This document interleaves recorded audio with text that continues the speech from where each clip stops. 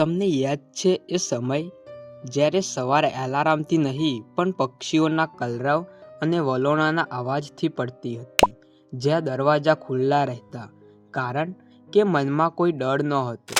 આજે આપણી પાસે સ્માર્ટફોન છે, પણ એ સ્માર્ટફોનમાં એ જૂના મિત્રોના હાસ્ય નથી. આજે આપણે 35 વર્ષ પાછળ જઈશું, એ ગુજરાતમાં જે કદાચ હવે માત્ર આપણી યાદોમાં જીવે છે.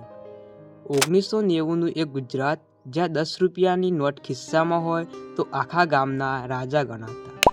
રવિવાર એટલે ટીવી પર રામાયણ કે મહાભારત જોવાનો ઉત્સાહ. આખા મહોલ્લામાં ઘરે એક ટીવી હોય, પણ આખું ફળિયું ત્યાં જઈને બેસતું.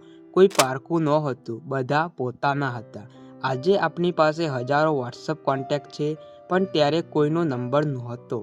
છતાં સંબંધોમાં ગરમાવો હતો. સાંજે ચોરે બેસીને થતી વાતો, અને પપ્પા જ્યારે ઓફિસેથી સાયકલ પર આવતા ત્યારે તેમના થેલામાં રહેલી 2 રૂપિયાની પેપરમીટમાં જે સુખ હતું, એ આજે મોંઘી હોટલોમાં જમણવારમાં પણ નથી. સમય બદલાયો, આપણે પ્રગતિ કરી, પાકા મકાનો બન્યા, પણ ક્યાંક ને ક્યાંક એ જૂની માટીની મહેક ખોવાઈ ગઈ.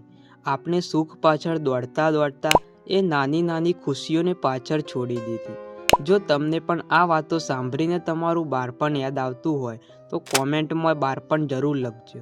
અને જો મિત્રો આ ગુજરાતની સંસ્કૃતિ અને આવી યાદો વધુ લોકો સુધી પહોંચે તો આ ચેનલને હમણાં સબસ્ક્રાઈબ કરી દેજો, કારણ કે આપણે અહીં દિલને સ્પર્શી જાય એવી વાતો લાવતા રહીશું. તો મિત્રો, તમારા મિત્રોને આ વિડીયો શેર કરો, જેથી તમારા મિત્રોને પણ તેમનું બાળપણ યાદ આવે. તો મિત્રો, આવા જ વિડીયો જોવા માટે અમારી ચેનલને સબસ્ક્રાઈબ કરો. જય જય ગરવી ગુજરાત.